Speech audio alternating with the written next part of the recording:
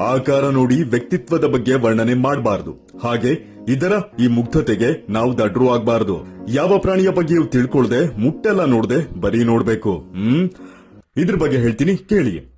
ಇದು ಸ್ಲೋ ಲೋರಿಸ್ ಅಂತ, ಕಾಡ್ಪಾಪ ಅಂತಲೂ ಕರಿಬಹುದು. ನಿಧಾನವೇ ಪ್ರಧಾನ ಅನ್ನೋ ಹಾಗೆ ಇದ್ರ ಹೆಸರೇ ಹೇಳುತ್ತೆ ಇದೆಷ್ಟು ಸ್ಲೋ ಅಂತ. ಜೊತೆಗೆ ಕಾಡ್ಪಾಪ ಜಾತಿಗಳಲ್ಲೇ ಇದಿಟ್ಟಿರೋ ವಿಷದ ಕಾರ್ಖಾನೆ ಯಾವ ಪಾಪಗಳೂ ಇಟ್ಟಿಲ್ಲ. ಅಂದ್ರೆ ಇದೊಂದೇ ವಿಷಪೂರಿತ ಸಸ್ತನಿ. ವಿಷ ಇರೋದು ಬಾಯಲ್ಲಲ್ಲ.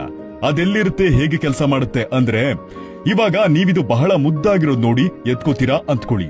ಅವಾಗ ಅದಕ್ಕೆ ತೊಂದ್ರೆ ಅನ್ಸಿಲ್ಲ ಅಂದ್ರೆ ನೀವ್ ಸೇಫು. ಇಲ್ಲ ಅಂದ್ರೆ ನಿಧಾನವಾಗಿ ನಿಮಗ್ ಕಚ್ಚುತ್ತೆ. ಅದಕ್ಕೂ ಮೊದ್ಲು ತನ್ನ ತೋಳ್ ಹತ್ರ ಇರೋ ಒಂದು ಅಂಗವನ್ನ ನೆಕ್ಕುತ್ತೆ. ಅದೇ ನೋಡಿ ವಿಷ ತುಂಬಿಕೊಂಡಿರೋ ಜಾಗ. ಹಾಗೆ ನೆಕ್ಕಾದ್ಮೇಲೆ ವಿಷ ಬಾಯಲ್ಲಿರುತ್ತೆ, ಹಂಗೆ ನಿಮ್ಗೆ ಕಚ್ಚುತ್ತೆ. ಅಲ್ಲಿಗೆ ಗೋವಿಂದ.